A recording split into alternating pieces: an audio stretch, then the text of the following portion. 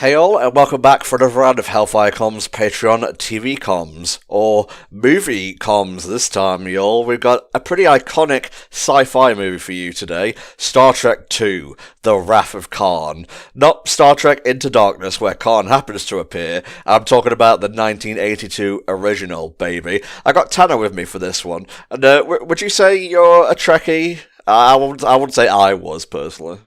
I would absolutely say I'm not one. I very much put all my stats into Star Wars. So as such, I only really know it from my dad watching it on TV sometimes, and I walk into the room. Yeah, the original series was before my time anyway. I liked watching New Generation, or Next Generation rather, whenever I was at my grandparents' place, and I always enjoy, just Mike and Rich marking out about Star Trek. It's a very cozy listen on Red Letter Media. But otherwise, besides pop culture and just via pop culture osmosis, not really in the know about The Wrath of Khan. Never watched it before, so this shall be fun. If you guys need help syncing, check the video description. There's plenty of handy-dandy information there. So here we go with Star Trek II, The Wrath of Khan for HFC in 3, 2, 1.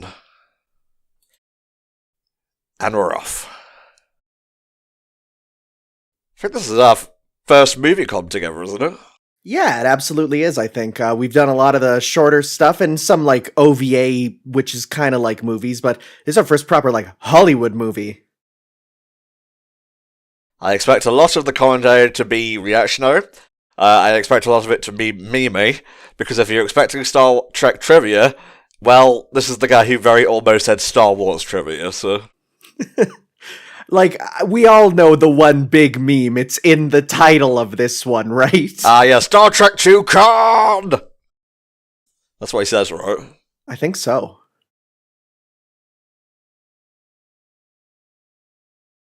Yeah. They don't do logos like they used to in this time, where they're kind of fuzzy and, space-ish. William Shatner just went to the edge of space, God bless him. What is he, 90? Yeah, he's an older fellow, and I think he's the oldest guy to go to space. Let's have a look here.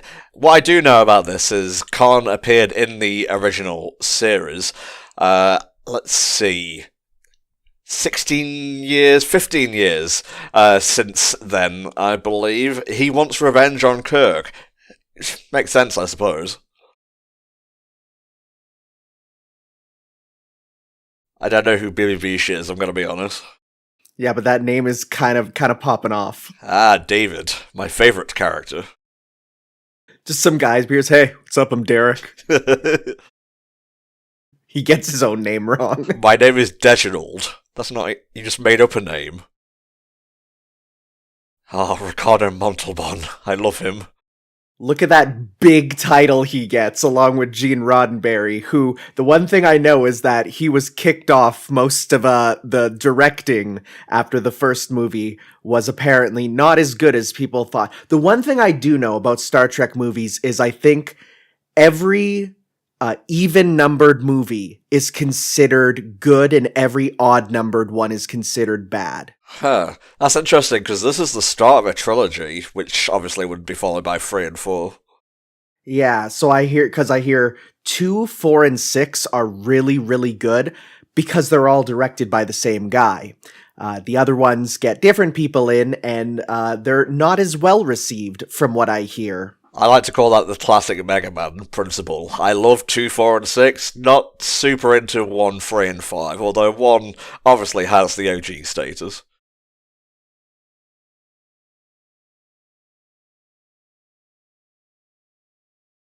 I wonder what life will be like in our version of the 23rd century. Do you think, exactly the same, a little bit different?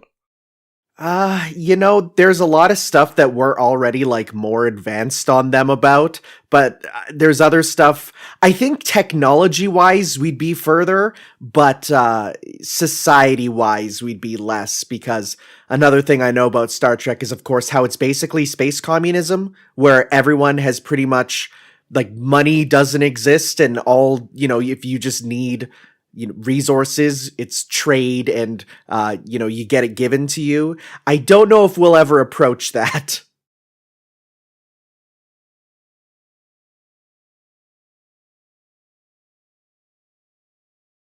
It's okay, just ignore it. They'll show up eventually.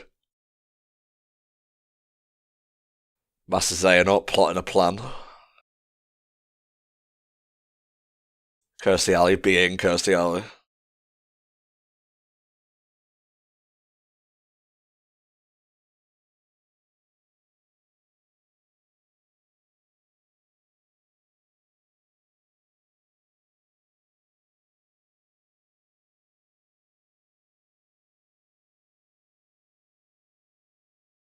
Oh my.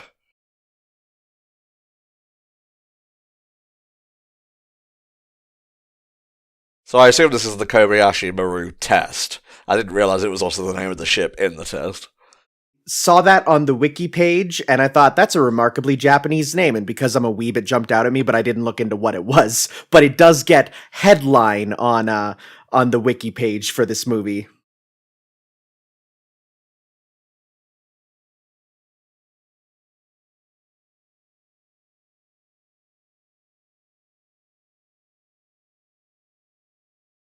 That's a good reaction gif, just everyone turning around with mild surprise.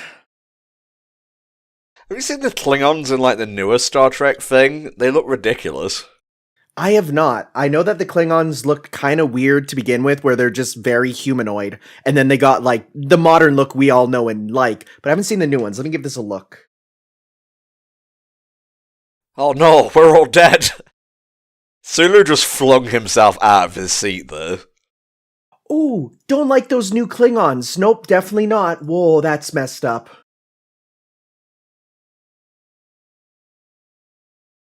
It's okay, hold steady. We've got them exactly where we want them. That's a lot of explosions.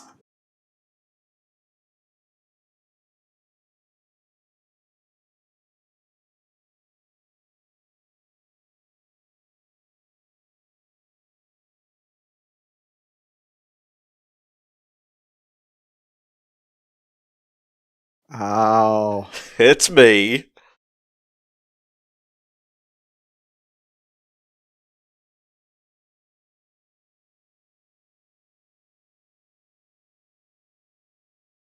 Well, what to say except you fucked up royally. I like how he had the lights so that it slowly revealed who he was, and yet he still had to manually ask them to be turned off.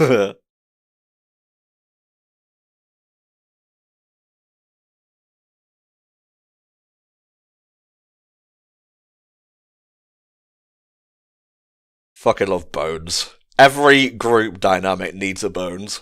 Absolutely.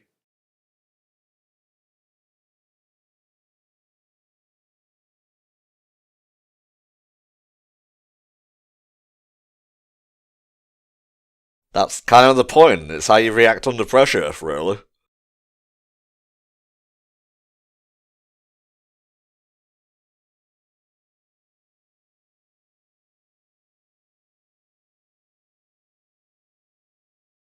Can you imagine if you're going to get your driver's license and they start asking you like deep philosophical questions about like basically the railroad thing of do you let one person die or do you change it to 5 people? Why is my instructor called Mr. Maru?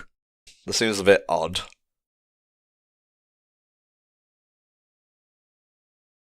Obviously, they've all aged.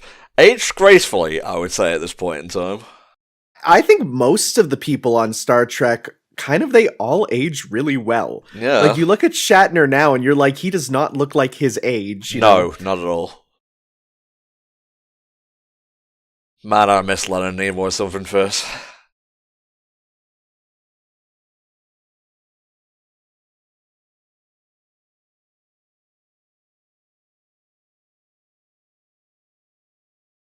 Please don't use the term final solution. It makes me uncomfortable.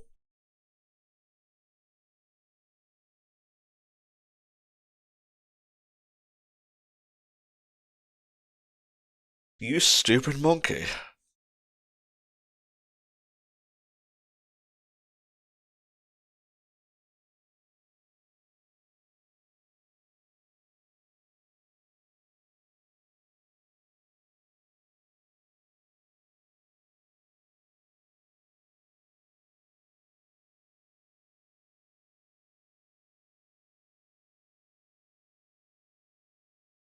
Definitely more of a fan of the planetary stuff for Star Trek.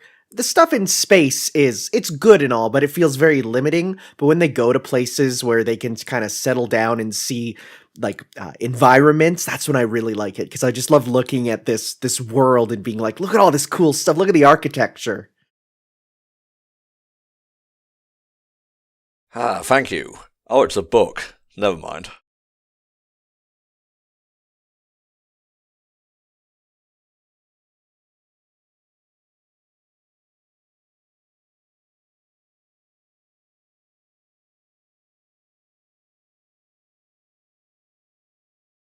Yeah, get fucking wasted with the doctor of the ship. Let's not just get wasted. Let's get space wasted. Romulan ale, I believe, was de-illegalized in the Next Generation period. More stuff I've learned via osmosis from Red Letter Media and so on. Yeah, Star Trek is definitely something that even if you haven't seen it, just a general osmosis from everyone else, you have surprising amounts of info from just all that. Like one thing, for instance, is I actually live near a town called Vulcan, which is named after the Vulcans and has a replica Enterprise and a uh, UFO landing pad. So even when I didn't really watch Star Trek, there I was going to essentially the Star Trek capital of Canada. You know, you just gain info.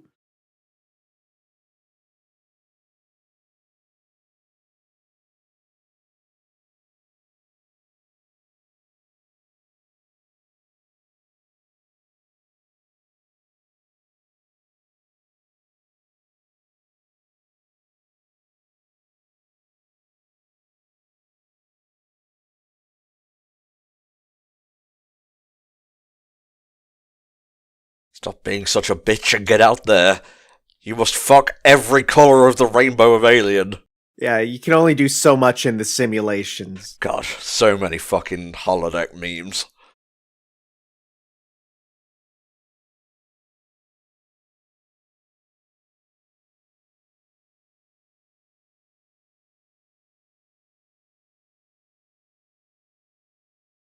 Go get that dick wet, Captain. Do it. That's a doctor's order. Writes him a note and hands it to him. Ah, yes, the pussy pass, thank you. To boldly go where no model has gone before.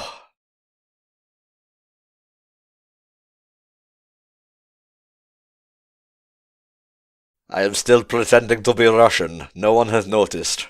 Or maybe they are just too polite to tell me not to shut up.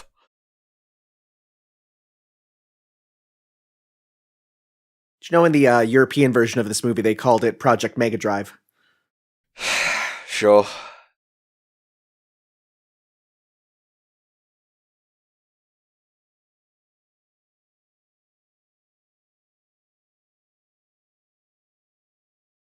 Bit of a faulty planet, if I'm honest, Captain.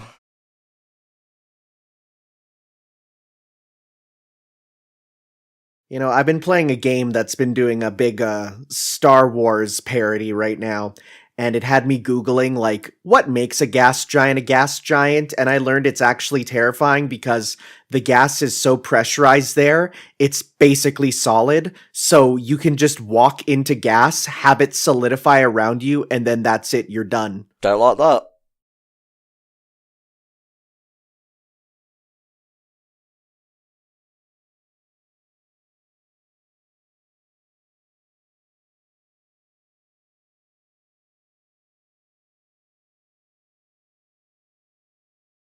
Can't help but focus on these flashing things in the foreground.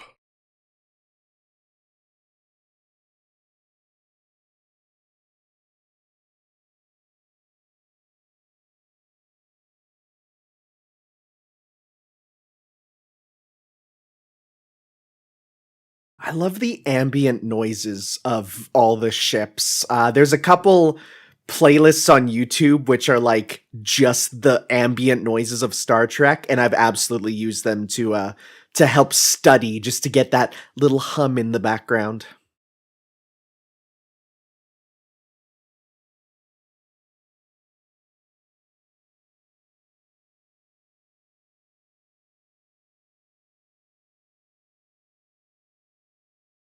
Well, couldn't everything, if used incorrectly? I have a spoon.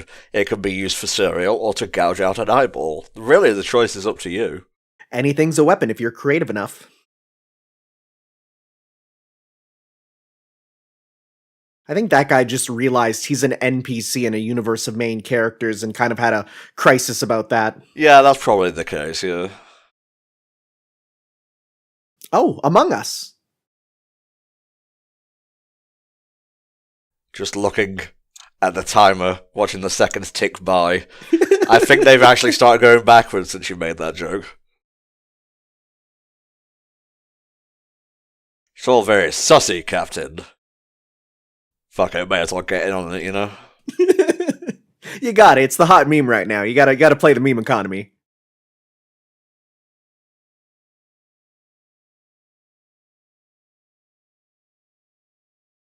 Trying to get through Gerudo Desert without the ghost's help, not MP4. Yeah, I think he just has to find the shrine, and then it clears up the sandstorm.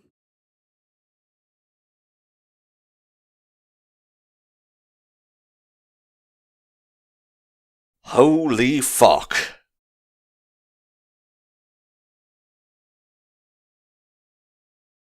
Let's go fuck about them. Yeah. Have you ever seen Tomb Raider? No? Do you want to try it? You love that meme. Like, I just edited a thing where you said the same exact thing. It's so good. Oh, thank God. Let's get in and out of this terrible British-like weather.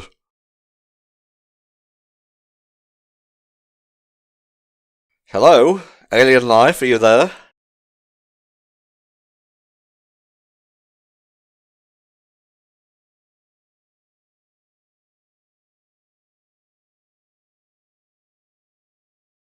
I mean, not every structure you find in a wasteland is going to have people in it. Have you learned nothing from Fallout? Quick, look for an audio log.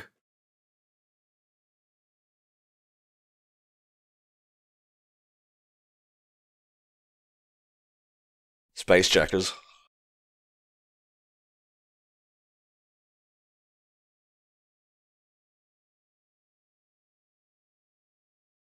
I've seen a couple space movies involving mysterious creatures in tubes like that. It never ends well.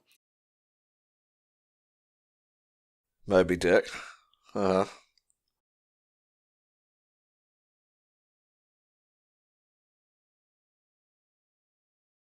are you remembering, Chekhov?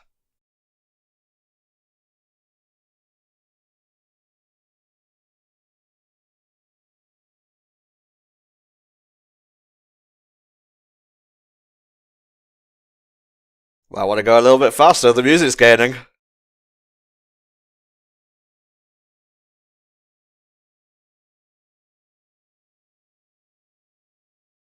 Oh, fuck. Wow, how'd they all fit in that one little place? It's snug. We'll say no more.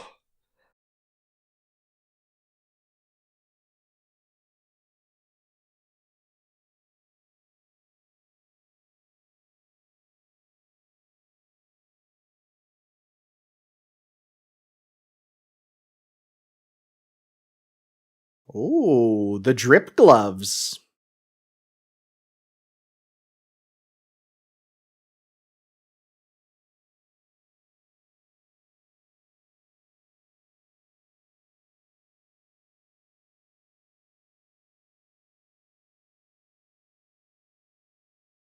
I recognize that jawline anywhere. Oh, what a silver fox. What a man. No, you gotta say it a bit louder, a bit more angry. There, give it time. Will Farrell in the background there.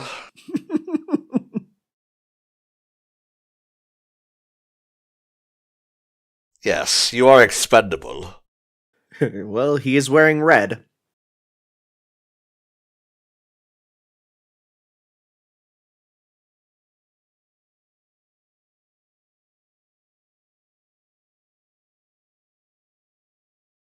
I wanted him to call him Chekhov so bad.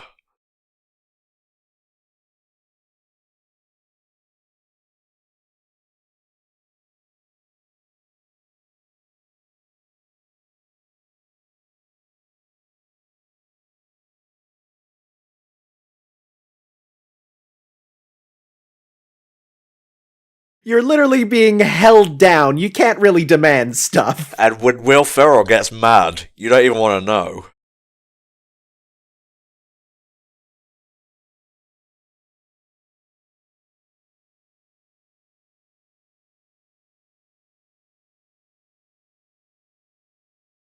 And that's all you really need to know about the original series.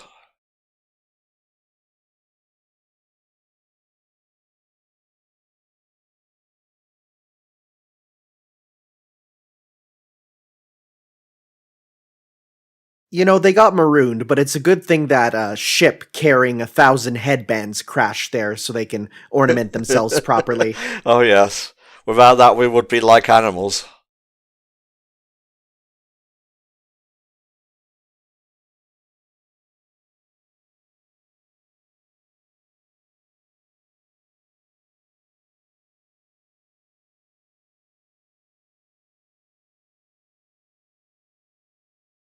He's done well for himself. While I've been here living in a fucking hippie commune.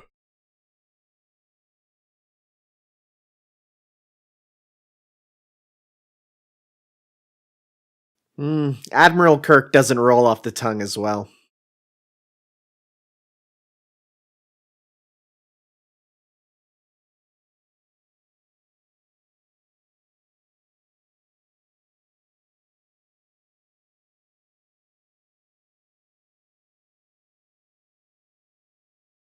Where are my manners? I should shout that less.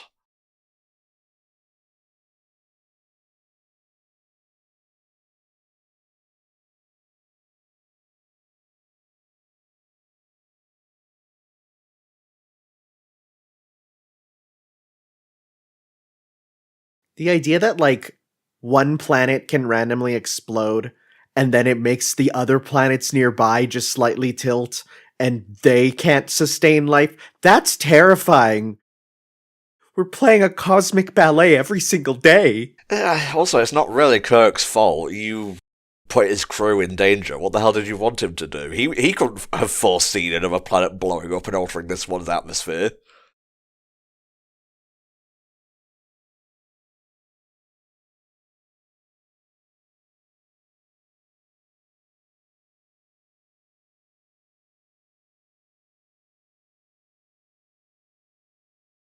Shut up.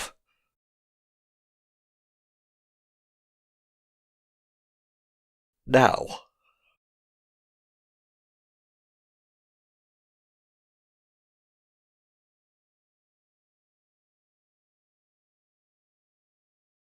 He's got a point. Like, were you planning to rob him? Take his supplies? Steal their headbands.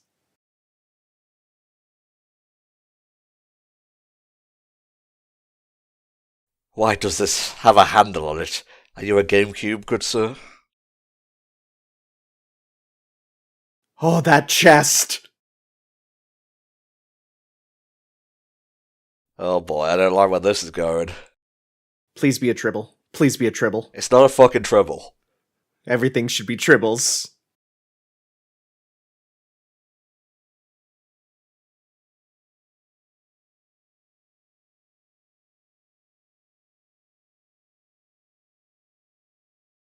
Oh, See, I just want to curl up in a ball, get grabbed by him, and drop a bomb in his mouth. hang on. I'm processing it. Metroid, got it.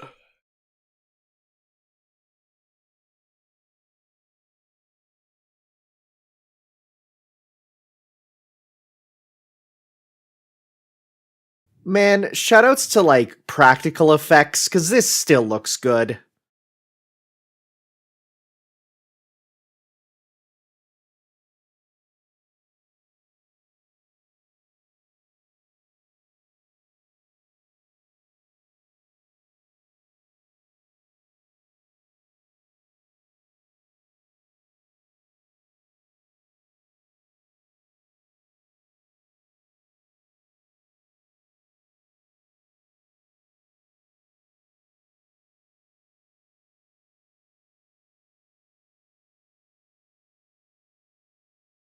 Your head might explode. We haven't really documented it well enough to know for sure.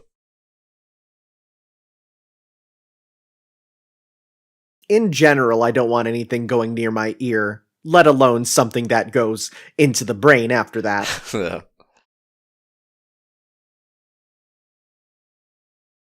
Tell me, gentlemen, have you heard of animorphs? No? Well, you're about to get a first-hand experience with it.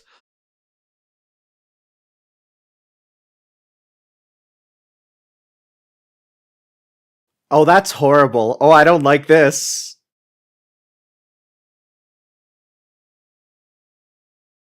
That's doing a lot with a little. We are watching this near Halloween.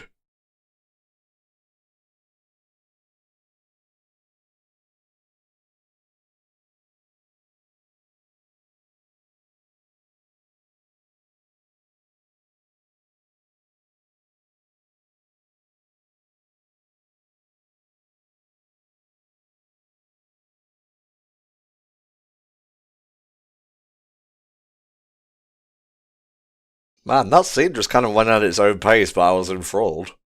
Oh, yeah.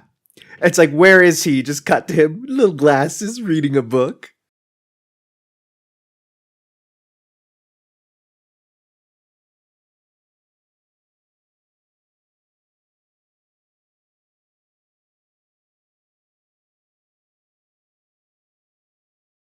Ah, if only Khan was here to hear this wonderful backing music.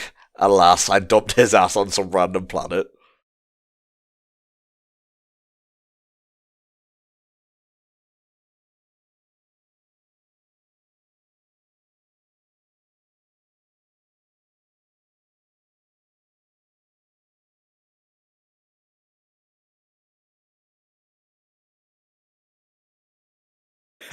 Wait, is he a space boomer who hates the space zoomers? I think so.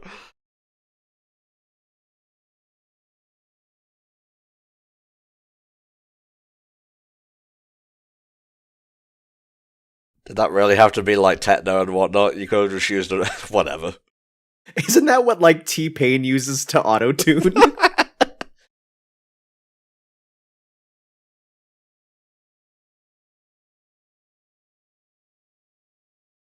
Well, let's take a look at you then.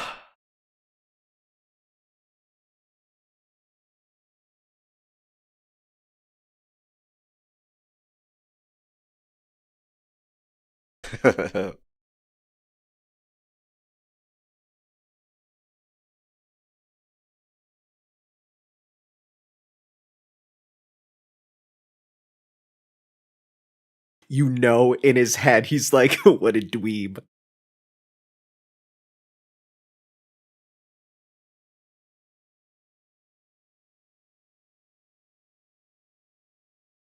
Get out of here, you rapscallions.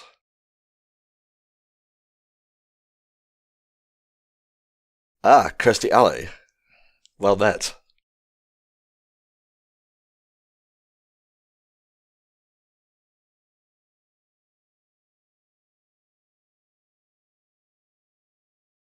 Got him. I mean, at the end of the day, no matter how much you hear about, you know, people or heroes, at the end of the day, they're all still human. Yep. Unless they're Vulcan. Or Klingon. Mm-hmm. God forbid Romulan. Fucking Romulan shit's Ree. Scott is just happy to see him again, really.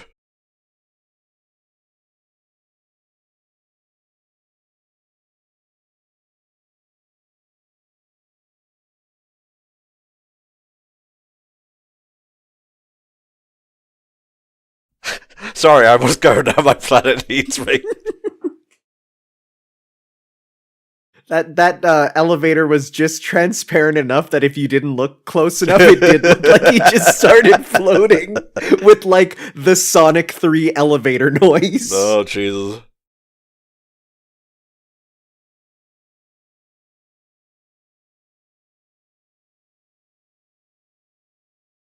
I love this retro future look. I can't really get behind shinier spaceships. Yeah, it's the retro future look is surprisingly timeless. Like, no matter how far we go in the future, it's always cozy and comfy, even when things start to explode randomly. Ah.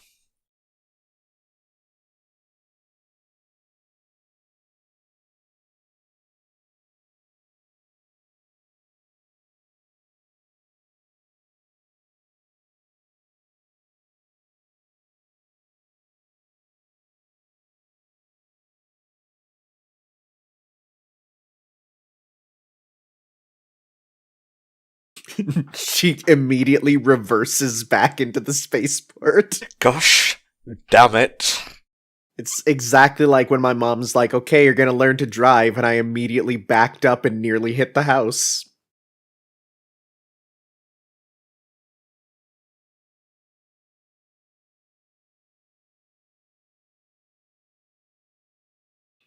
He's so scared.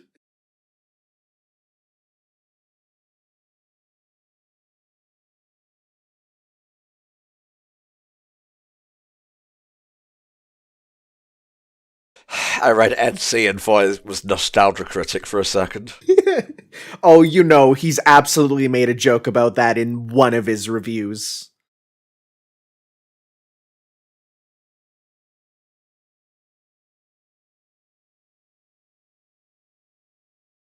What is my function? Why am I here? He's just waving goodbye. Didn't get a chance to say so before.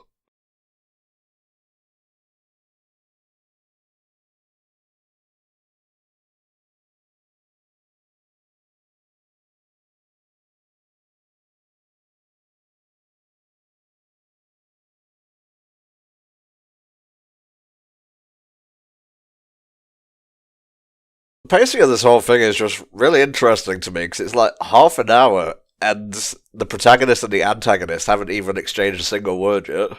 It's definitely running at like that 2001 A Space Odyssey pace of space is big, things take time.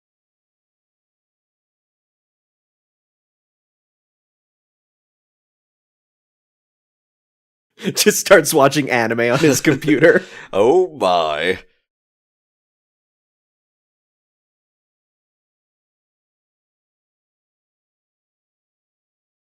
Engage hyperdrive. No, that's self-destruct! Fucking terror venture.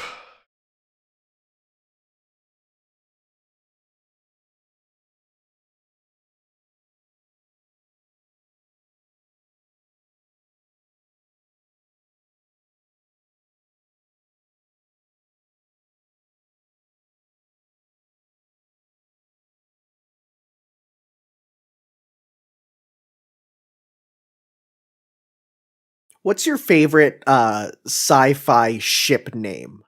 Ooh, there's a fair amount out there. What's the name of the ship from Outlaw Star? Oh, I don't know actually. Let me have a look. I will say my favorites are either the Space Dandy ship, the Aloha Oe, which is just like a nice, comfy name, Uh-huh. or on the other hand, the Halo ships with names like Truth and Reconciliation and Pillar of Autumn. Uh-huh. Oh, it's just the XGP. That one's pretty good. Anything where it's just like an acronym or a series of letters is pretty easy to remember.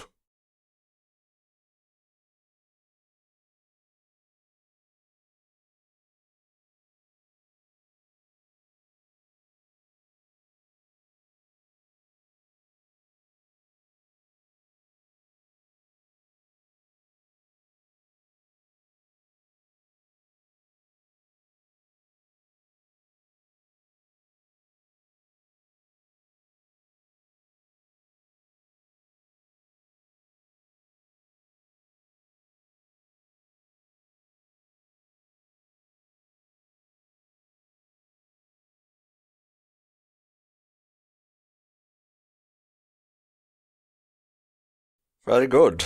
You repeated it to the letter.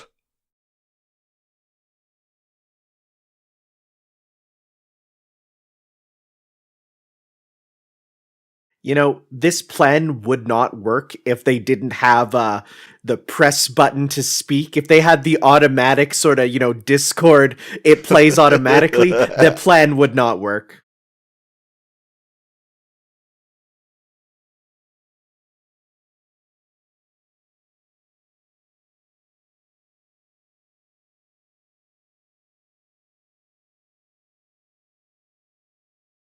Admiral Kirk, contain yourself, please. You just got here, bro. I've never been with a Vulcan before. What? What?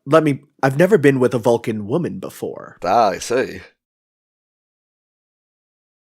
It's kind of wild that, Kirk and Spock created the concept of shipping and fan fiction. Is that true? Yeah, I took a course in university that was about, the evolution of kind of low quality literature. That was what they called it. They had a special name. And they basically went into the history of it started with the first fan fiction was Kirk and Spock, and people would literally photocopy and mail it to each other. And it was slash fiction.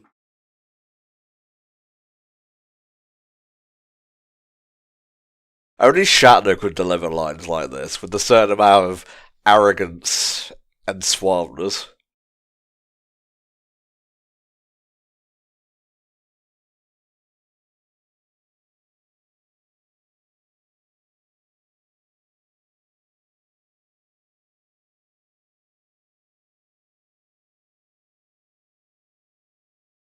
Got him.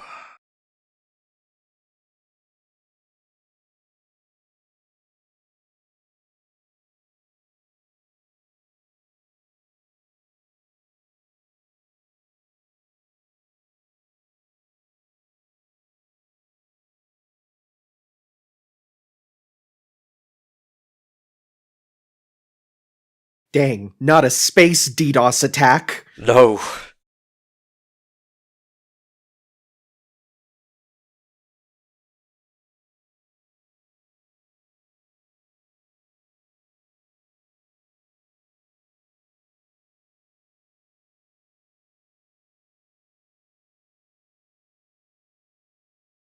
Something's going wacky on that space station.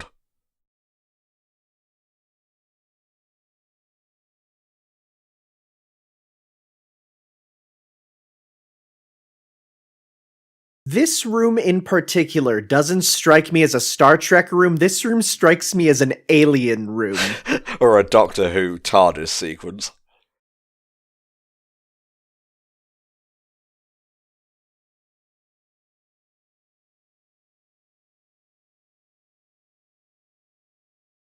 All right, well, I got a new shot when I'm teaching kids about filmmaking in school for a circular shot because that was really good. It was, yeah.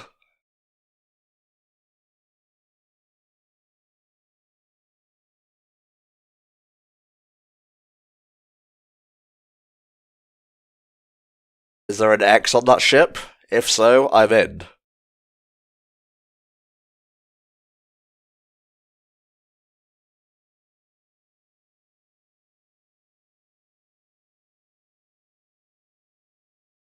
That's some really good framing with him in the reflection there.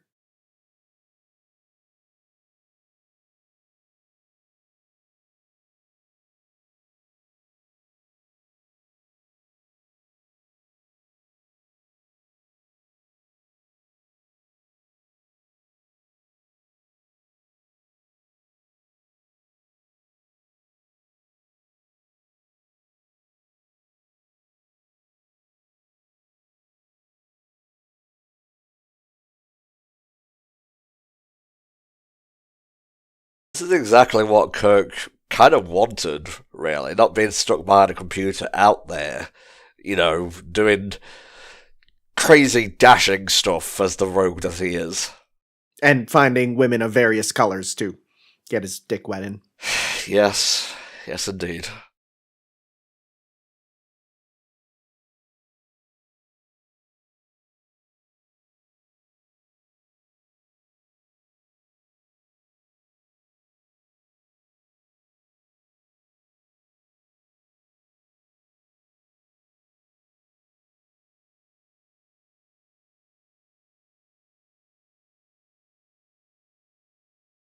There's an iconic line. Perhaps not in this context, but again, keep it in mind. So I've been meaning to ask Spock, why are you dressed like a minister? I was gonna say, I'm getting large religious energies from his outfit.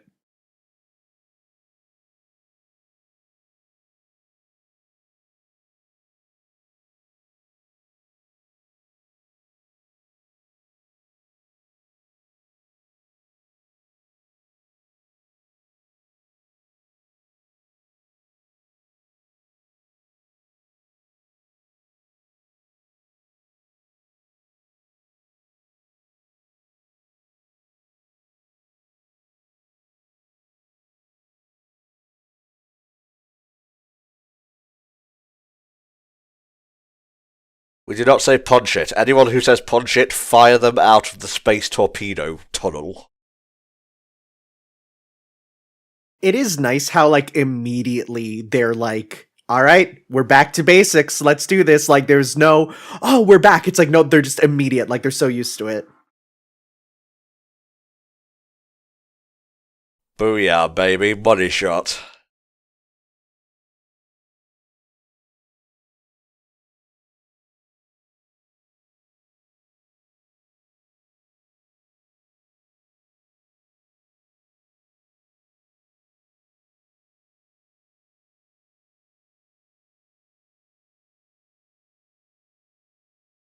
We're out of weed.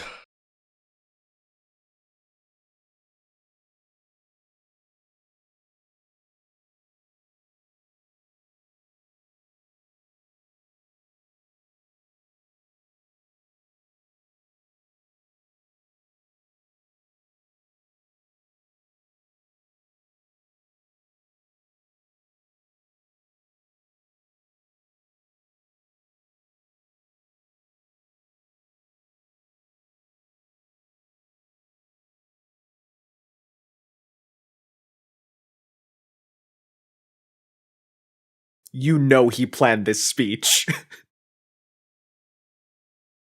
I love how he's wearing like the thing as a cape. Ricardo Montalban is sadly no longer with us. He passed away in 2009. But he did leave behind a legacy of not just acting, but voice acting as well. Some roles you might know him in. Senor Senior Senior in Kim Possible. He was yeah. He was in Freakazoid. The name of his character escapes me, but there's like a gag where he like he's monologuing and he like slips into something and just mentions Kirk and then has to like correct himself. That's good. I like that. Revenge is best served with pimento beans and muffins. Kirk, my old friend, we... Oh, wait a minute.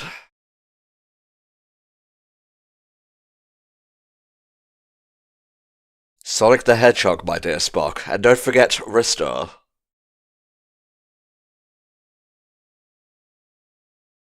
They just start playing, like, a Genesis the Band music video. Hell yeah. It's like they just have them, in a little cage playing music.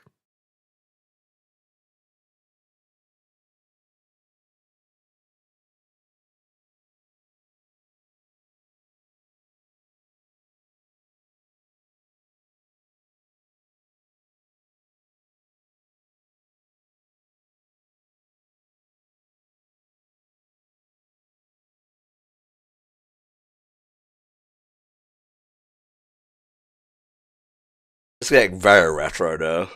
Oh, yeah, I was gonna say, this looks like the start of, like, a how-to VHS.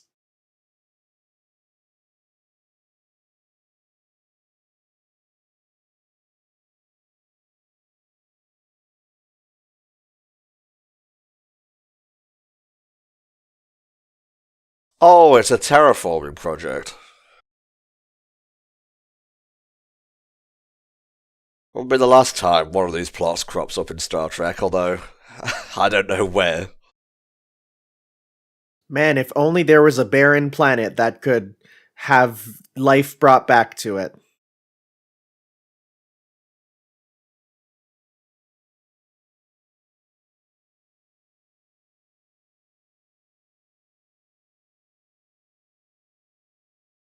The Genesis effect? You mean blast processing? Yes, Tanner, yes.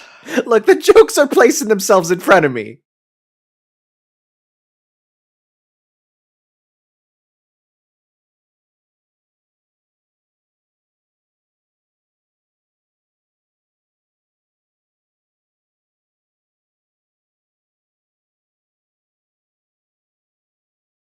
You know, if Khan just waited like maybe 2 more weeks, he could have lived on the prettiest planet ever to exist, but no. Yeah, but it looks like it kind of blows up most of the planet at the same time. I don't think being in the Genesising is a very nice experience. Yeah, that's fair enough.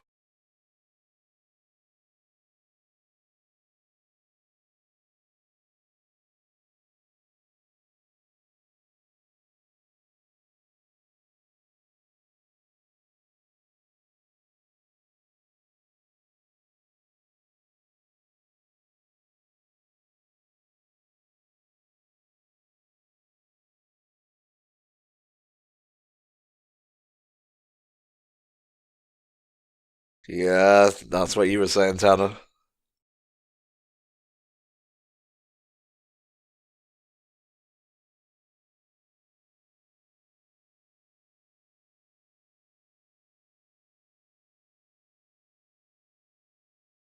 Kirk's like this fucking shit again.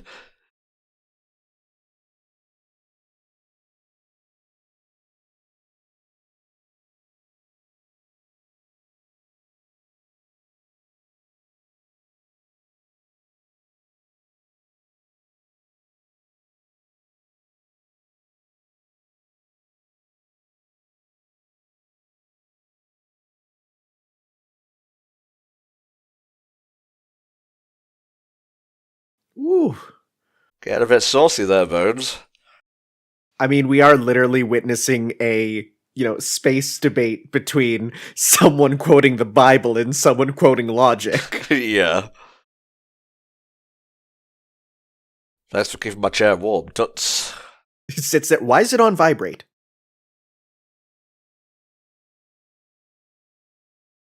Oh boy.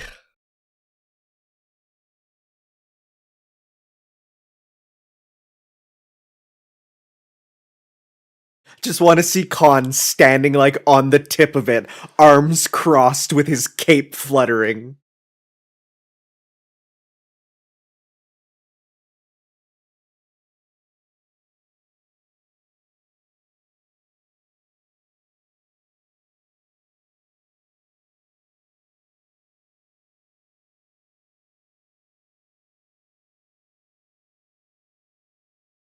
He simply does not care. You did not let me finish.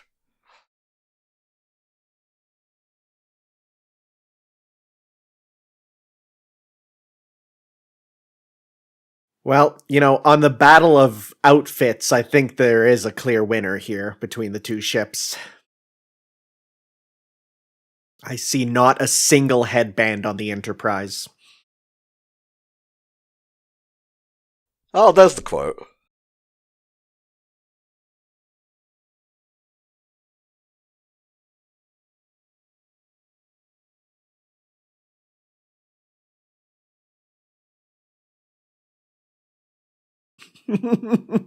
That's good. I like that a He's lot. so intense. He straddles a line between being genuinely threatening and being hilarious, and I love it. Yeah, there's a kind of intensity that doesn't involve a lot of shouting, which is it. Again, it's a fine line.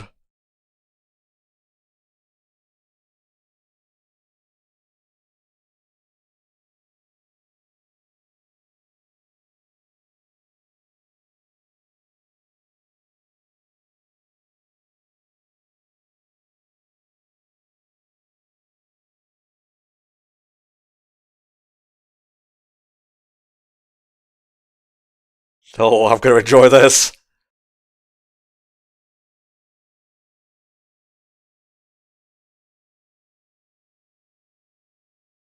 We're losing him by the second, sir. Woohoo! They really jump for that. That one guy in the elevator.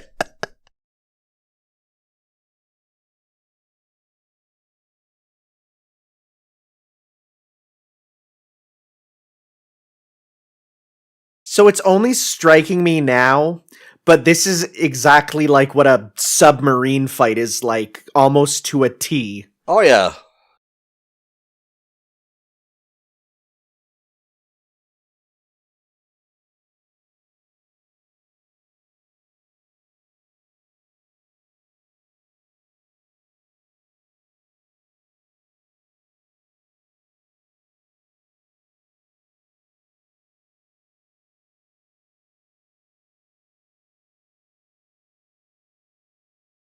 Seems to be stuck on mood lighting, sir. I never did like the red setting.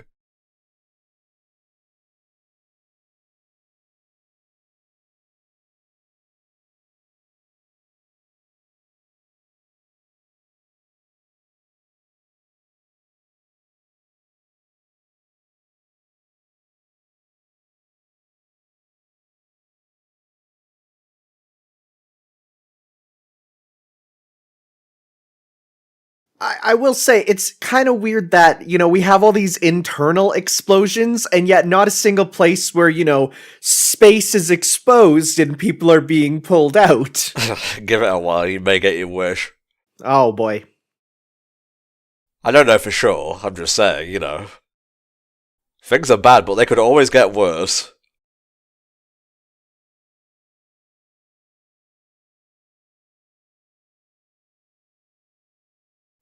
Oh boy.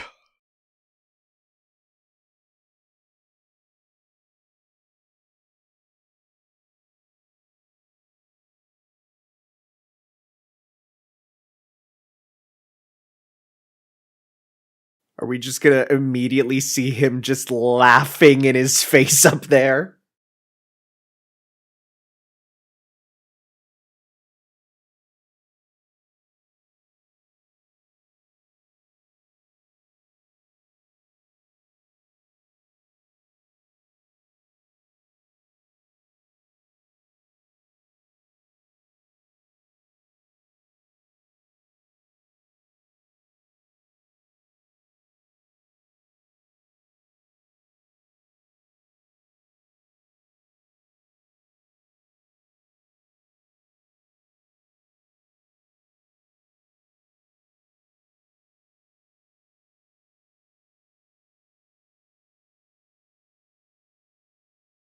Okay, it just clicked who Ricardo Montalban also played. Uh, The grandpa from Spy Kids. yep. I was like, he was talking right to the camera. I'm like, oh my god, it's clicking slowly.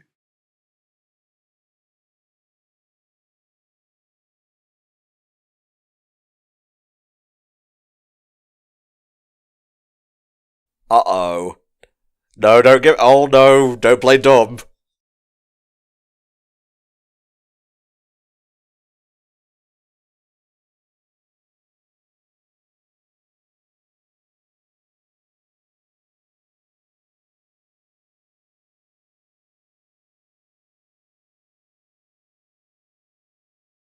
Guys, he said 60 seconds. Let's go. Let's go. Yeah, the time is of the essence there.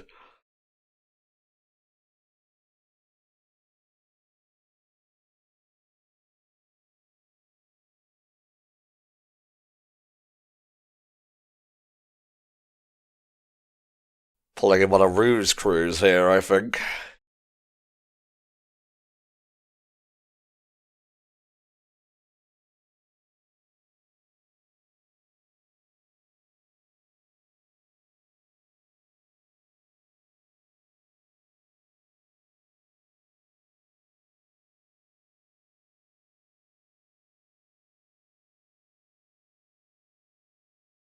Is he pulling out a vape? Oh no, glasses.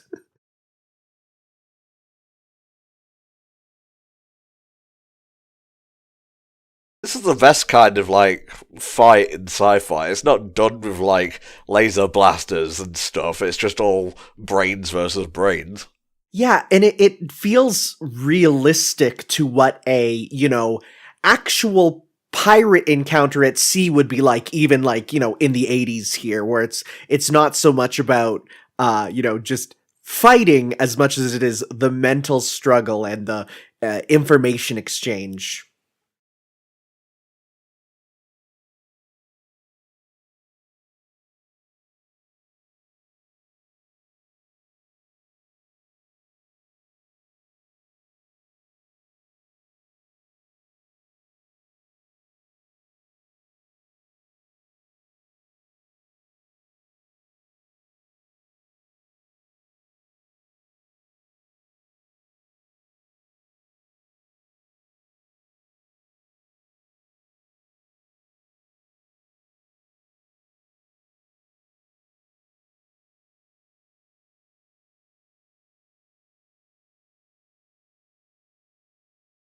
What?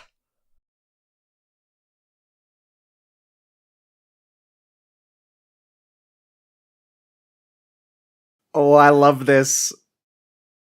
Fucking got him!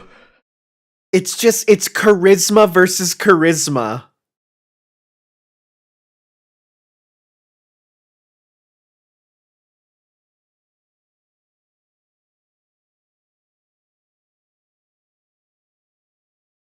No, you can't overact!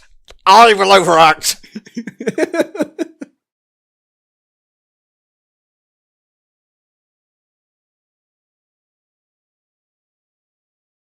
Revenge over reason is battling within Khan's mind right now. He wants Kirk, but he must flee.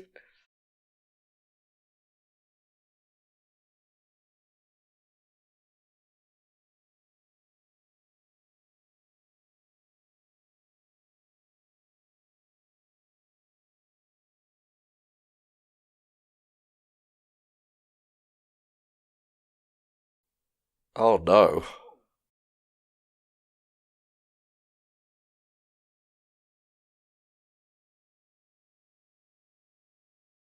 Was that anyone in particular, or just another red shirt? Oh, was that the kid that was like the one Spock was thinking was a dweeb? Jeez. No, you called him a dweeb. Spock didn't say anything.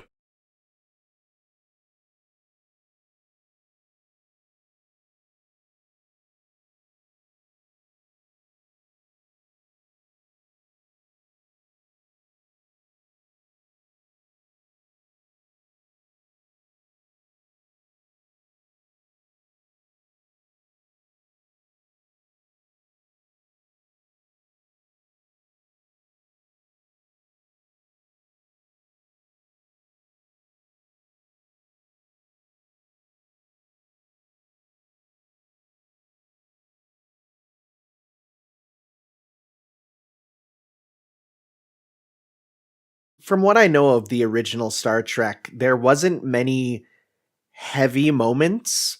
So, yeah, when it's like the movie, it's like, all right, we got to show that like there's still there's still consequences to when things like this happen. Love the blood on his lapel. Because the whole thing is red, but that one part, like over his heart, is white.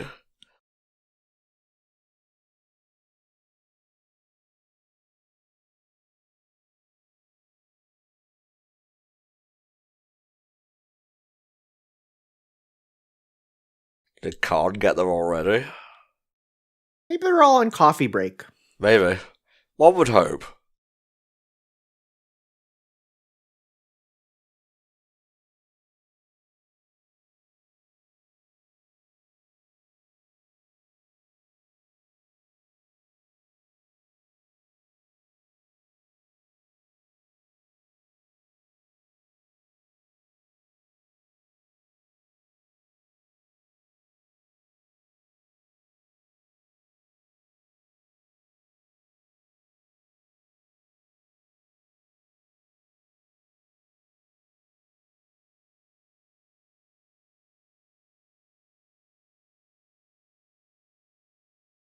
There's 11 behind that tree.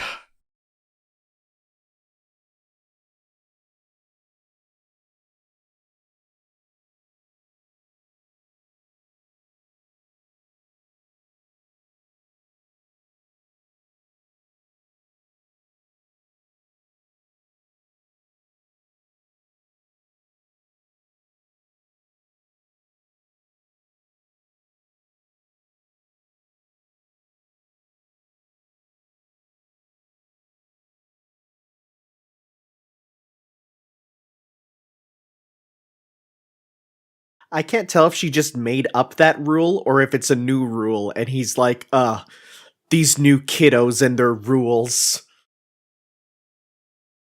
They couldn't have Spock go. It'd be way too gay. A joke, of course, but it's kind of funny how it's just a female Spock, essentially.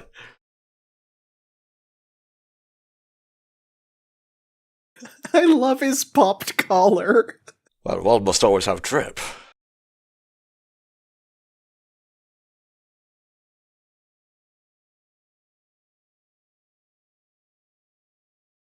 That basically is getting very annoying.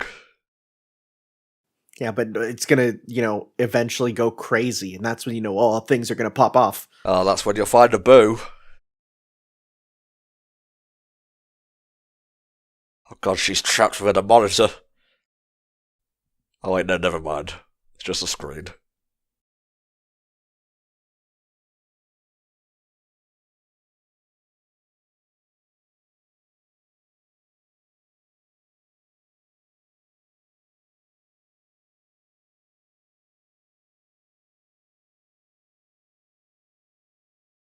Space Rat! Yeah. Obviously, there was a lot of cost cutting, measures put in place to help get the movie on the big screen in the first place. Like, there was a lot of sets, effects, footage, and costumes from the first film just reused. So if you've seen the first film and you recognise them, keep a list, I guess. Oh my god.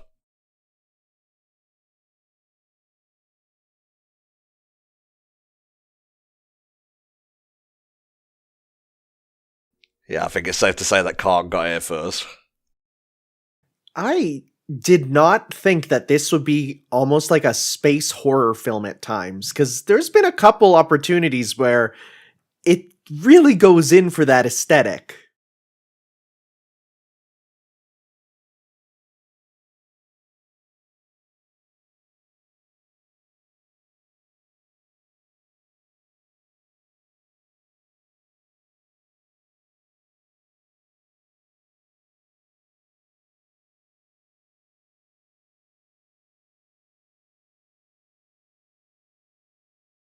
That'll do it.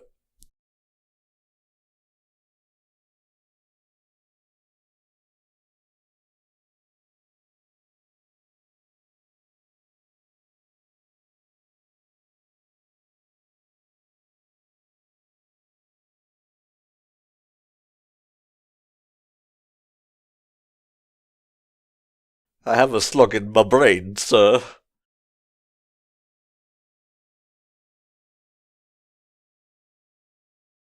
Sir, you have to put your mouth to my ear and suck it out. Oh no. He's just like, well, I guess you're dead now. Huh. You have to get me back to the vessel.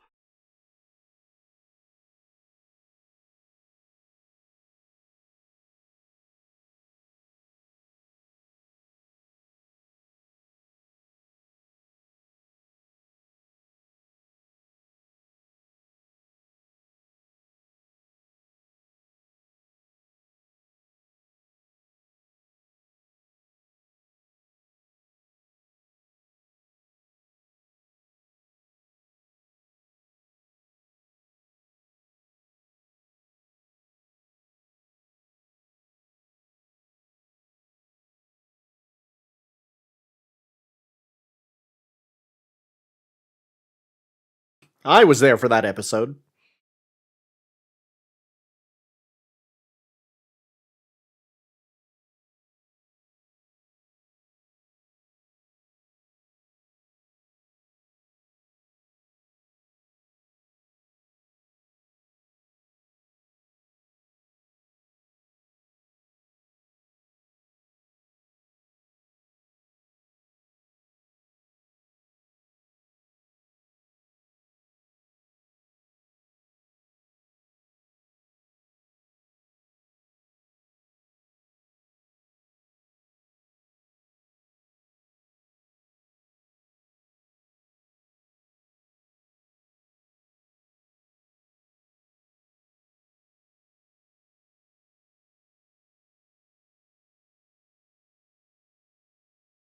Man, I'm so happy we got flip phones back, so I can dramatically flip mine open like that now. Yeah, isn't Nokia like re-releasing their classic phone? Oh wait, no, that was just a standalone. That's not a flip phone.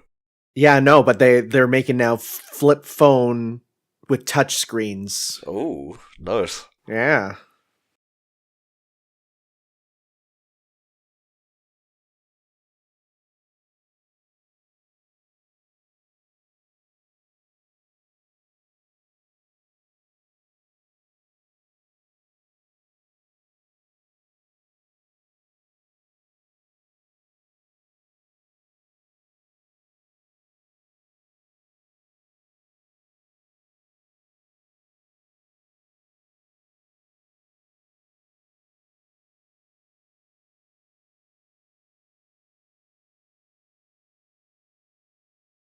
Hell yeah, space adventure time.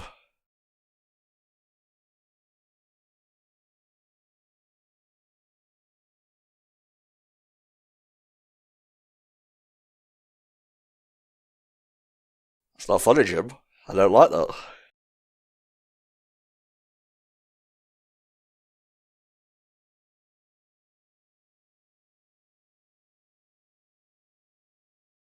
We acknowledge that the beings that come out after the transporter are not them, right? Just by how teleportation works. Are you saying teleporters are really cloning machines? Yeah, right? Like, God, that's the one thing of the future that I'm like, that sucks. I don't want to die. Well, it could be just moving matter from one place in space to another. It doesn't have to disintegrate them and then copy them. But that then still even gets into the ship of Theseus problem. Don't quote to me the ship of Theseus. I've seen WandaVision. That was probably the least cultured thing I could have said to that. Oh god. Look out, he's got a space shiv.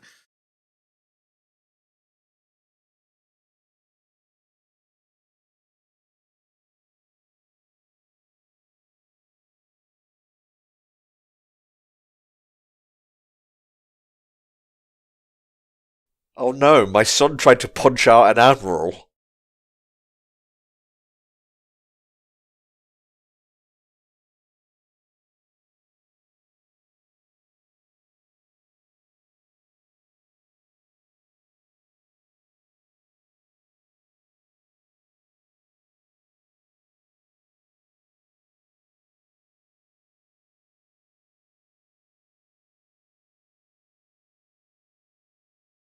Yeah, he never did take the things out of their brains. Should have done the ear suck.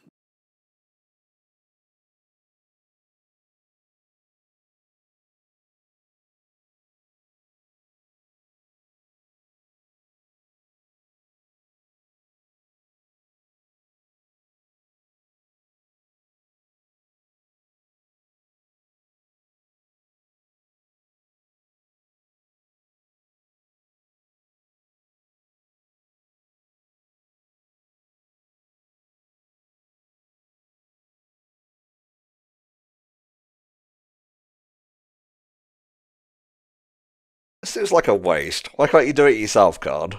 Yeah. You're not gonna get the enjoyment out of it. Okay, I thought the star symbol was the fucking Avengers A. Can kind of see it.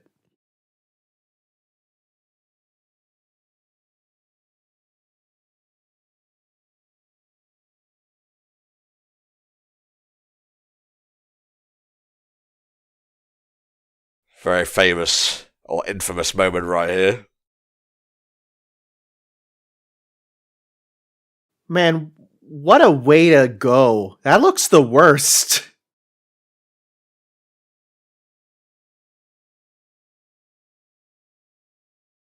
Seeing all these props and whatnot, just ew.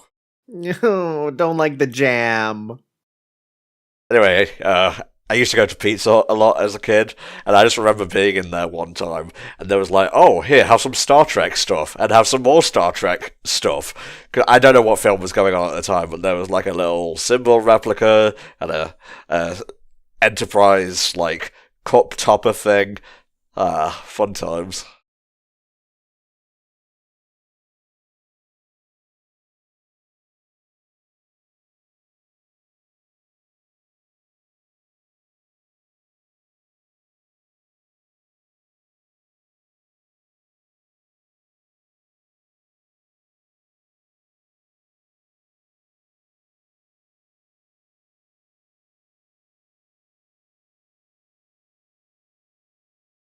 Oh my god, this is so good.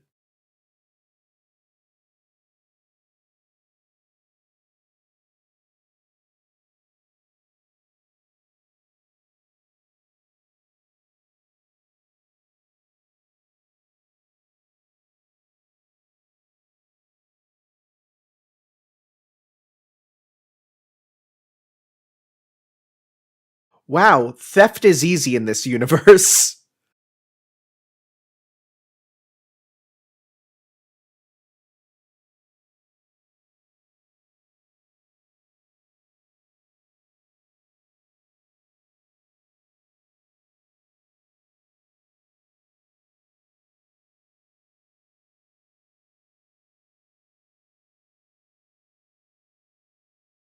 Oh my god.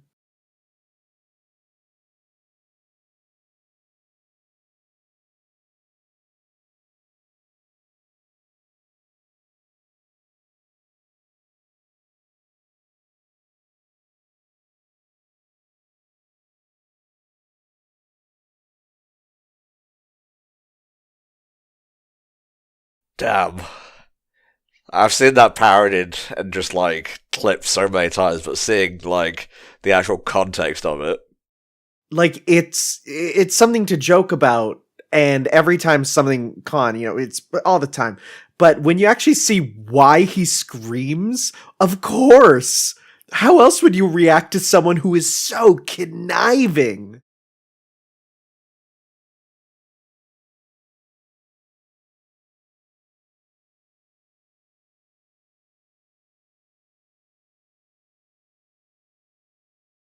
Did you not hear me yell?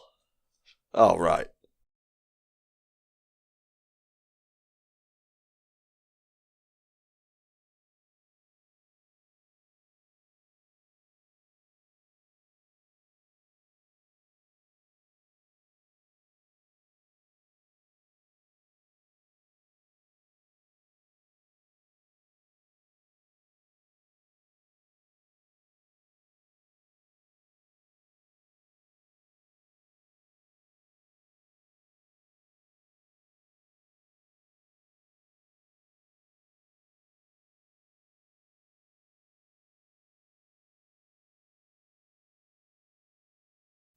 Wow.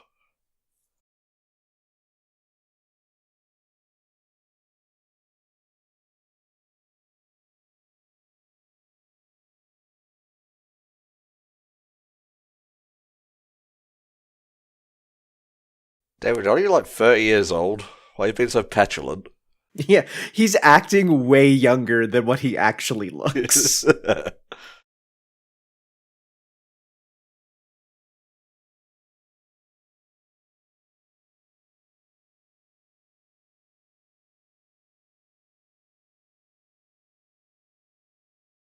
Now we should create a new David, one more inefficient, or efficient even. Sorry, kinda led with the negative thing there.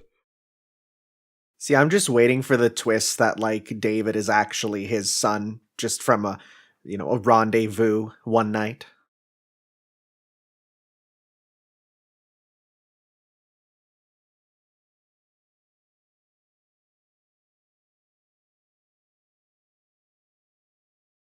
Getting a lot of possible outcomes from this conversation here. It Oh yeah.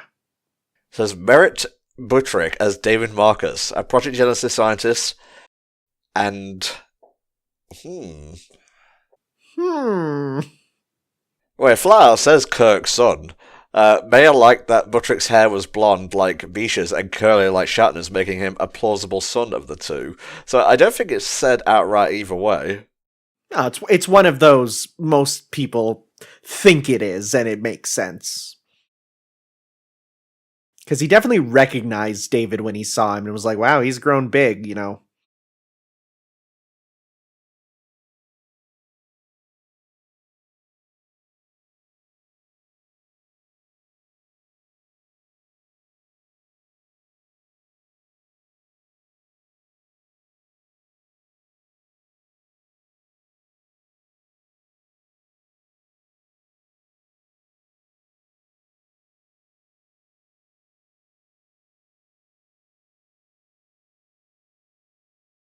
It's always the best time to have a midlife crisis when you're trapped inside the inside of a planetoid.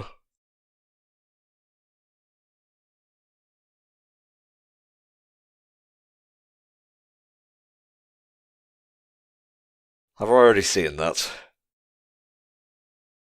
She brings him to the Genesis cave, and there's just like hot dog trees that make fully made hot dogs. And he's like, that's it. I'm revitalized. Life is good again.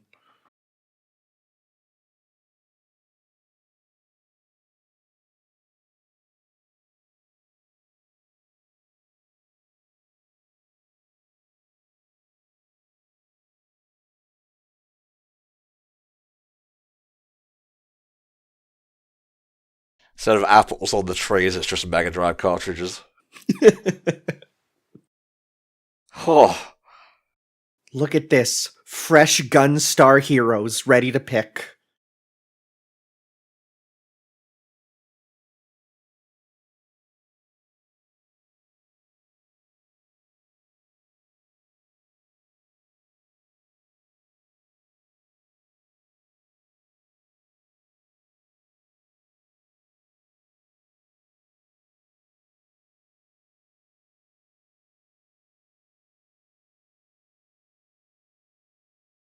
see, Khan could have had all that, but he was more interested in revenge.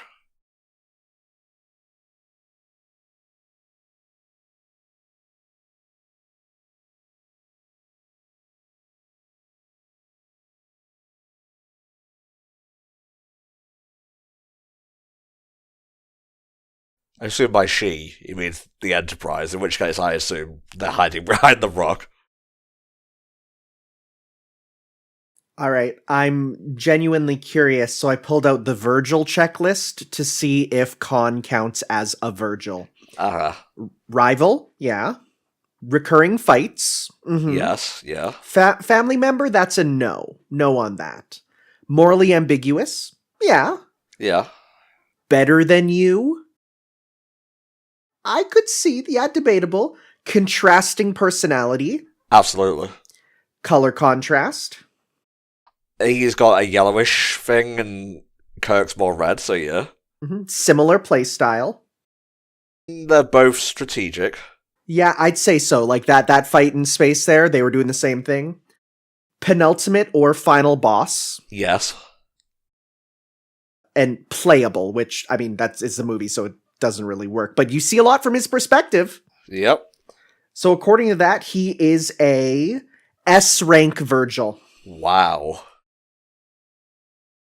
You have to link me to that. That sounds pretty funny. Oh, I love the Virgil checklist. It's so good.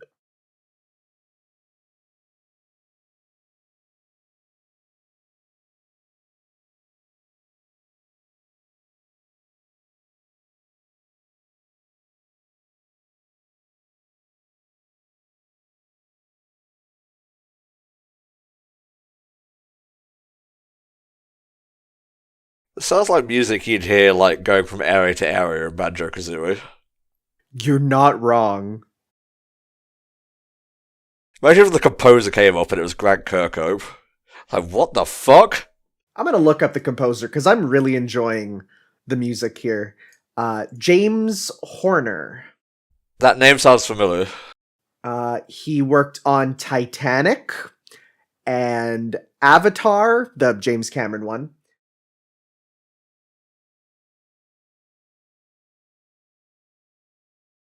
Oh yeah, God, he was Aliens. He's An American Tale, Fievel Goes West. He's everything.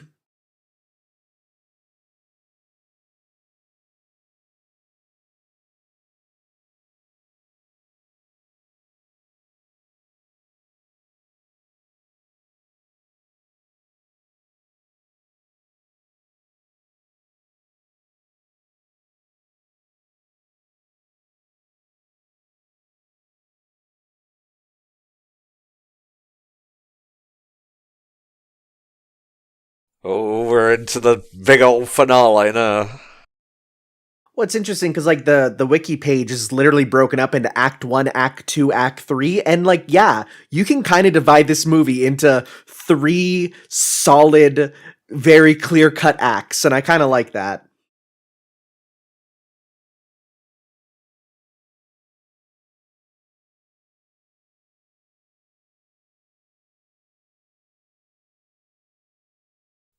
I assume that's a photon torpedo. Just a really big lozenge for when you have a really sore throat. That imagine if that was the problem the whole time. Like Khan just had an irritated throat. There it is.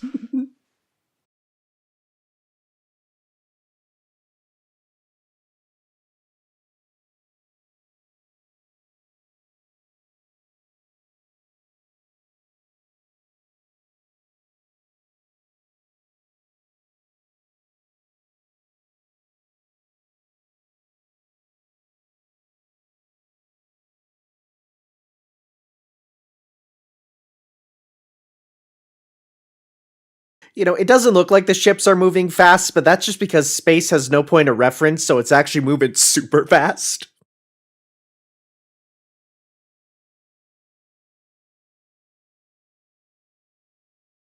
Bring it on, bitch.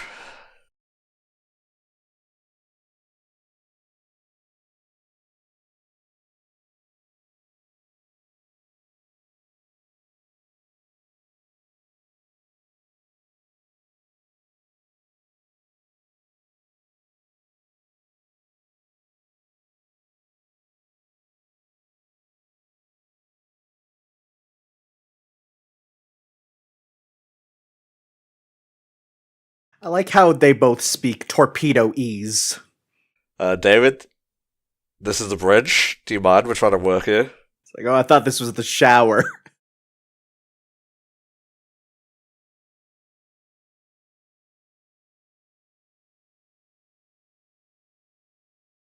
Oh, just look at the wiki here. The cadet who died was apparently Scotty's relative, and he had a lot of his lines cut from the original theatrical release, so it makes more sense why Scotty is grieving so badly. Oh, yeah, that makes a lot more sense.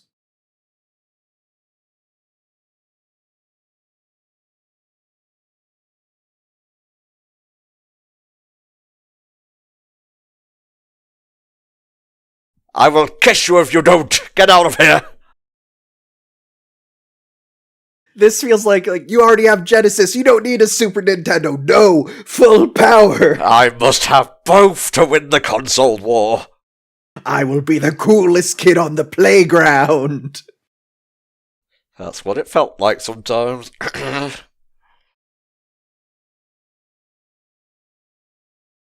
Thank you.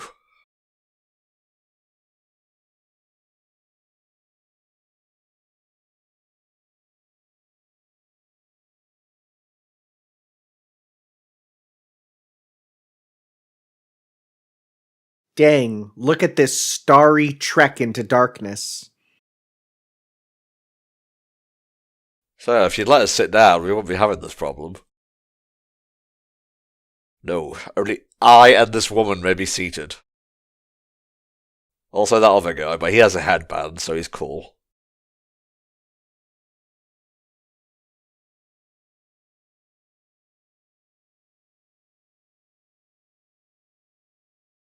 You reduce speed, I'll reduce your lifespan.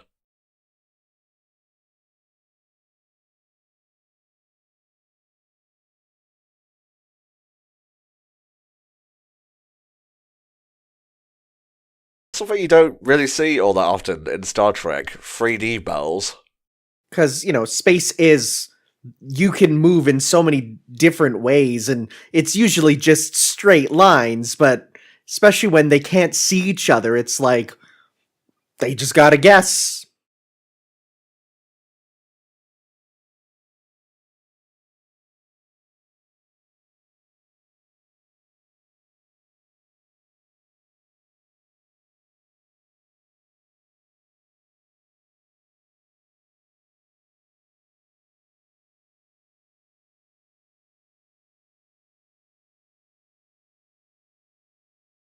I thought he said ass torpedoes for a second. Well, it came out the behind, it may as well be. Yeah.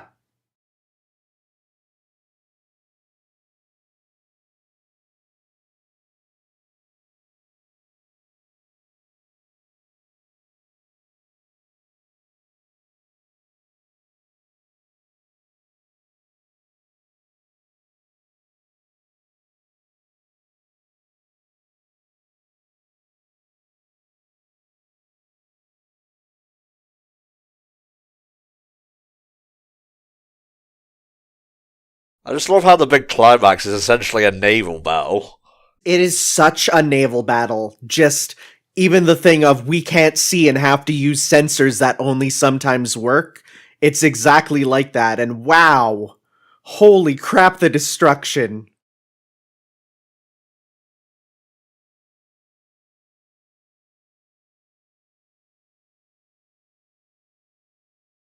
Khan is pretty strong.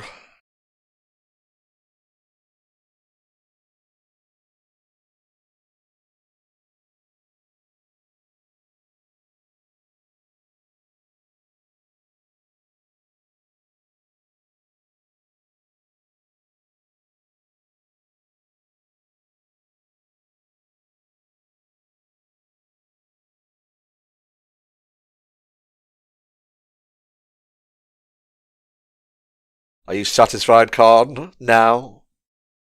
It is nice that, while he's a villain, he still cares for his crew members. Well, of course, it's like, just because a person does despicable things doesn't mean they don't have loved ones. You can categorize someone as a monster, it doesn't make them one. Oh yeah.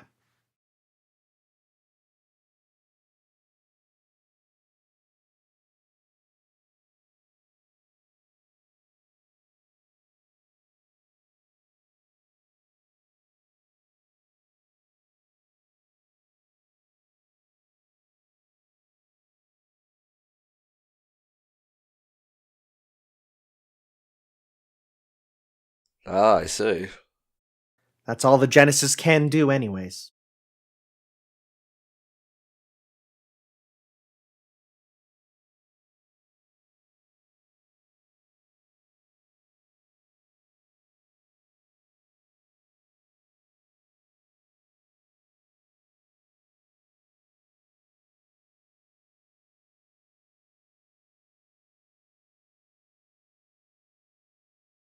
God, the tension's palpable. Yeah, it's a slow, tense fight, which it feels that's kind of the words I would use to describe this whole movie is slow and tense.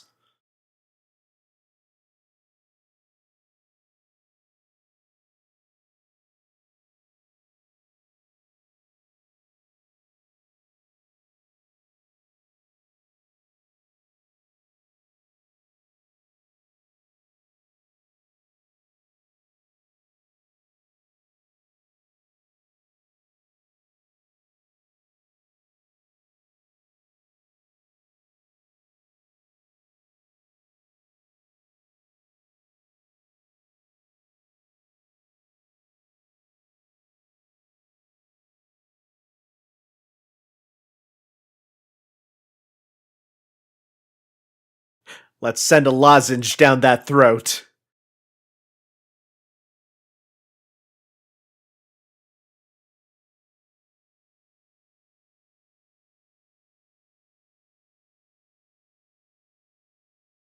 Jeez. Fucking annihilated him.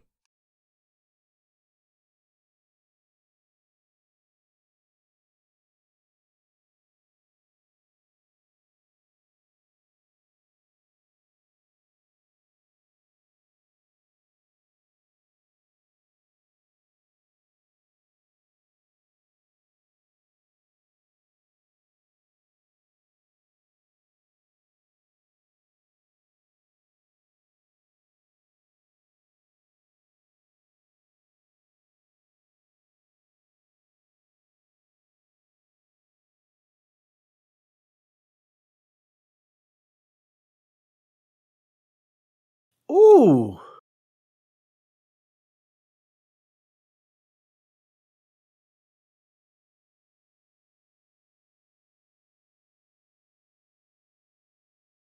I'm kind of melting over here, give me a sec. Yeah.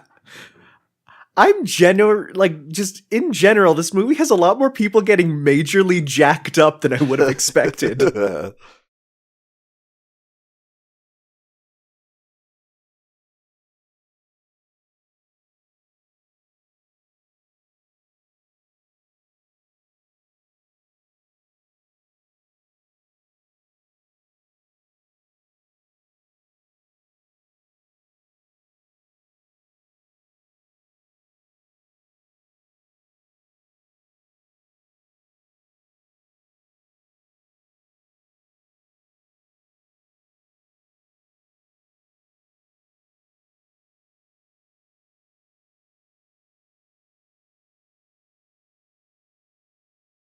Oh boy. Yeah, what's his game?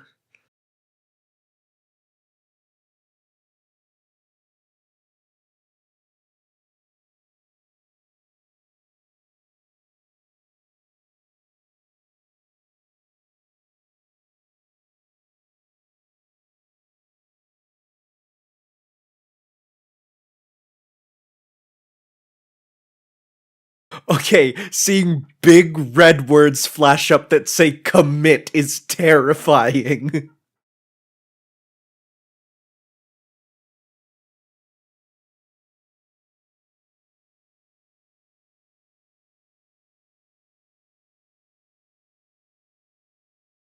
The Genesis wave, wasn't that what happened in the Archie comics? I think so.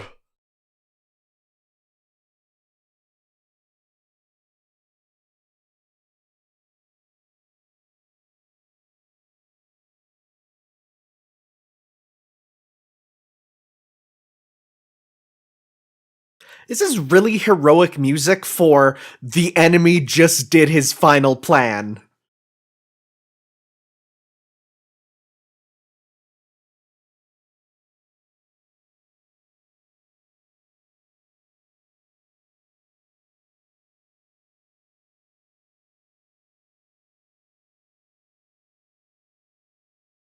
Dramatic climbing music.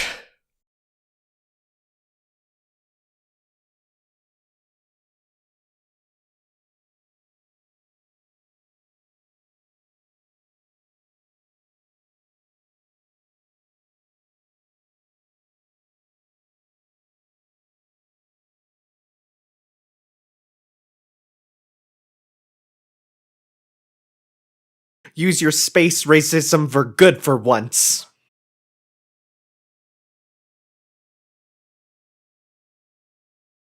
Got him. You notice how he got him to turn his head?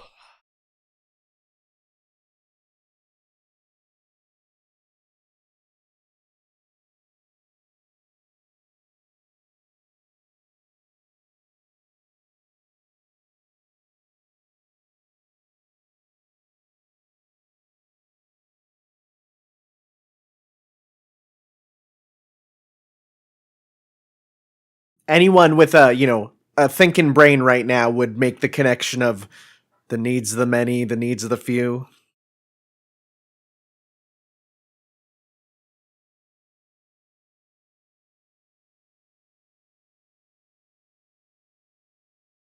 It's a little bit tickly, not gonna lie. Okay, now it's very tickly. Yeah. Isn't that what unleashed the ghosts in Ghostbusters? This room's gonna be full of Slimers in a second. Oh, jeez.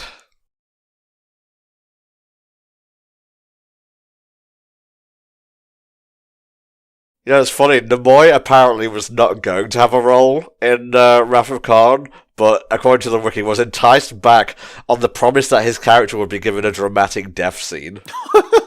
Okay, but no, I can see that. I can absolutely see that where like I want to go out on a big final note.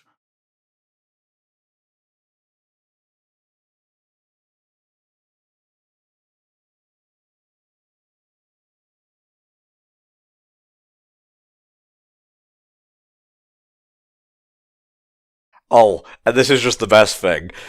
Contrary to the speculation that Montalban used a prosthetic chest, no artificial devices were added to his muscular physique. That's so good. Also, he enjoyed making the film so much that he played the role for much less than was offered him and considered it a career highlight. The only thing he didn't like was that he never got a face-to-face scene with Shatner, but I think it works in this instance. Yeah, because it's so much about two leaders, right? Two leaders fighting each other. Not so much about the man to man, but the charisma of them. We at this bitch, sir. Fog.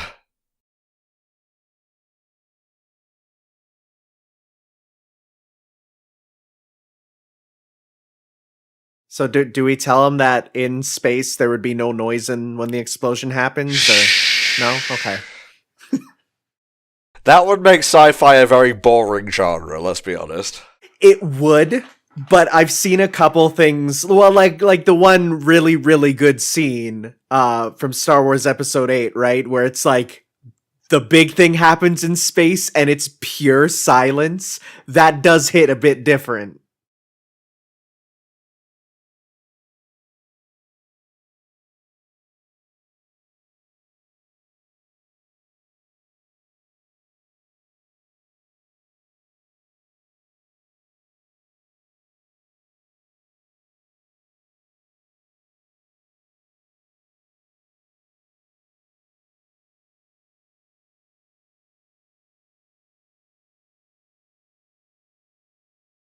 Alright, I was wondering why no one was sitting there.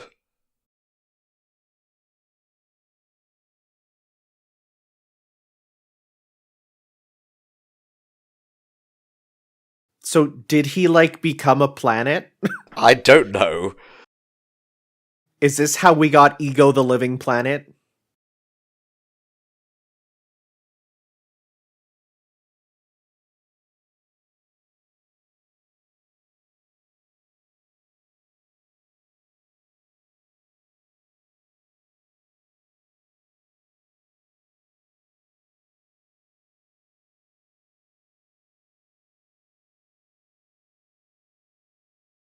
This is making me sad. Whenever a movie features, a character dying and now the actor's no longer with us, it hits even harder.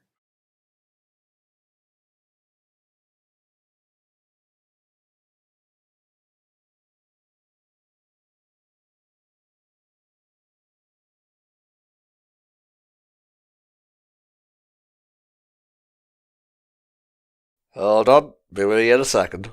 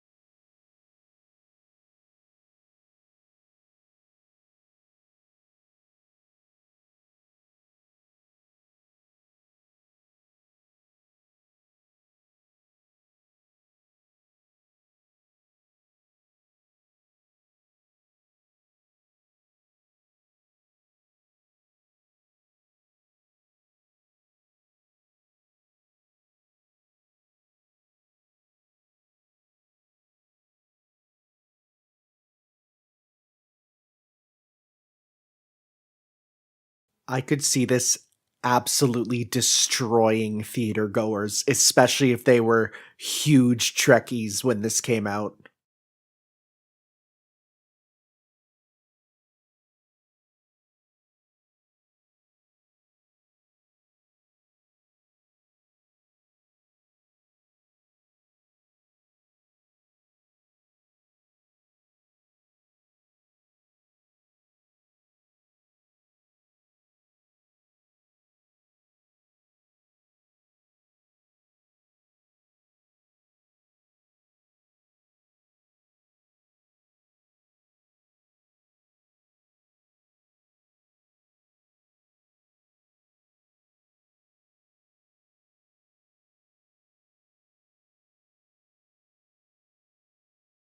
There's a Triforce in the corner of the screen. I know.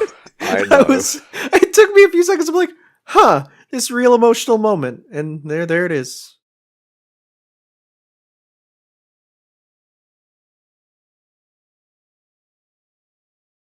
That's what they're gonna give him, a Viking funeral, essentially.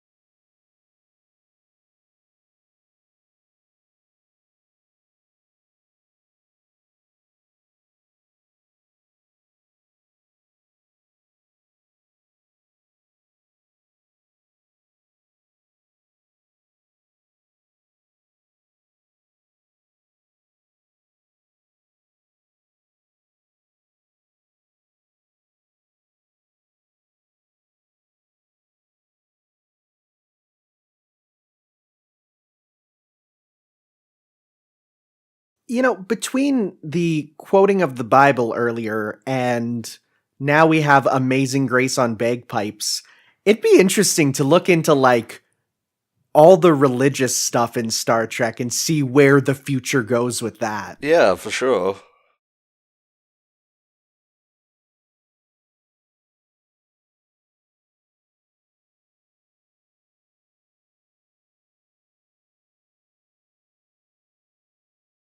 Oh, and then it goes into a big orchestral version. Oh man.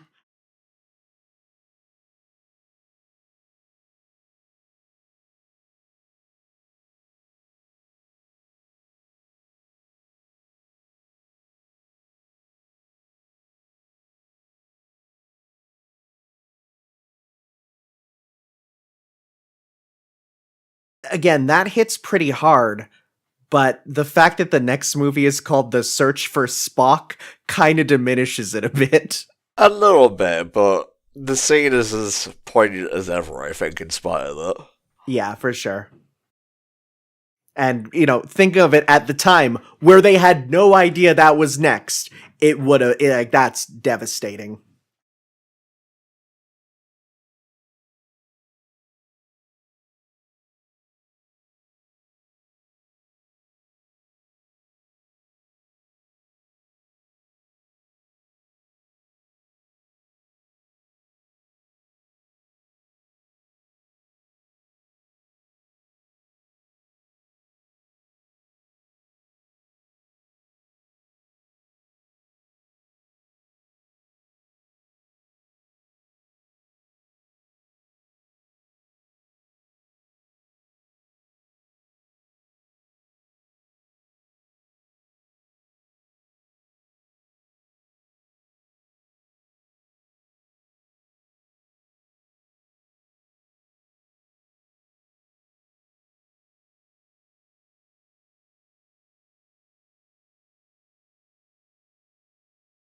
There's how many episodes of the original Star Trek where, yeah, he's like, he weasels his way out of death. So this is like the first time where he really has to confront that notion, aside from maybe the first movie. I've not seen that one.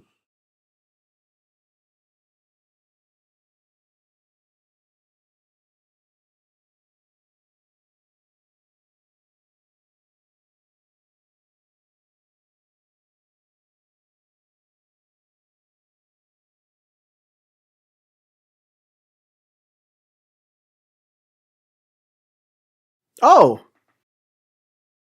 well, there it is.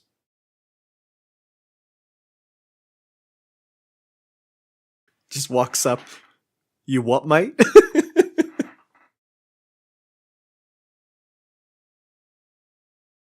I'm kind of new to this whole giving a hug as a father thing. Yeah. So do I use one hand or two hands?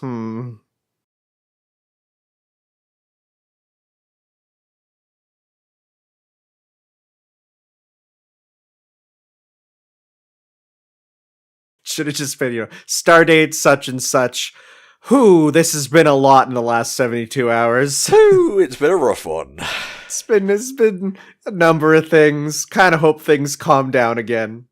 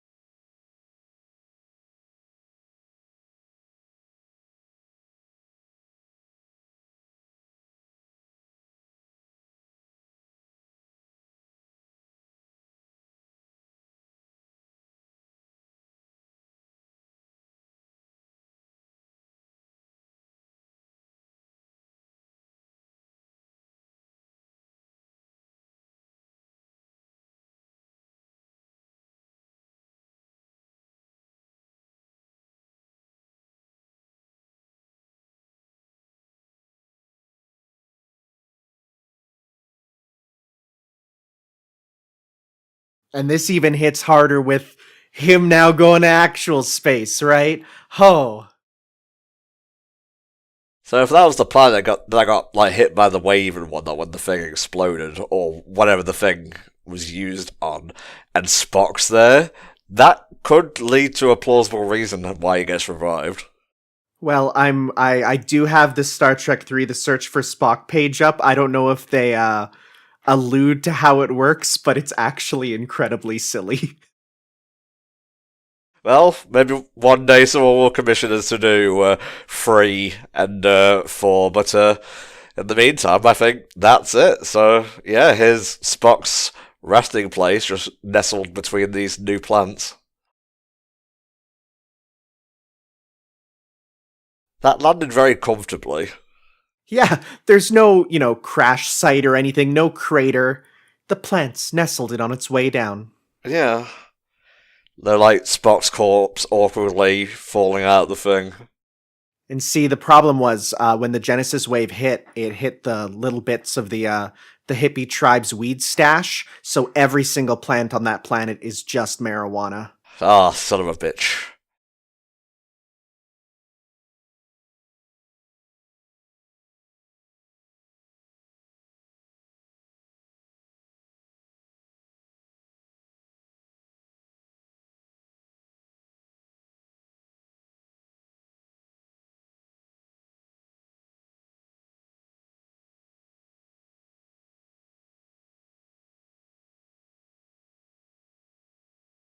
Whew, hot damn. Star Trek 2, The Wrath of Khan.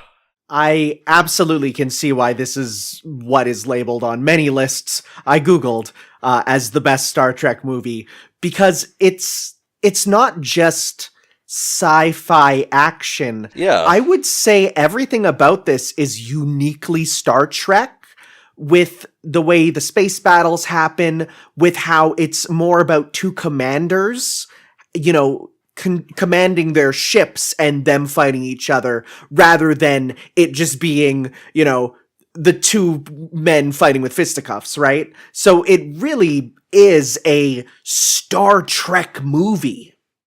It's a clash of egos, and, you've got William Shatner and Ricardo Montalban just having it up and just having a great time with it. The script is tight. I never really felt bored, even though it was a much slower film than one I'm used to watching.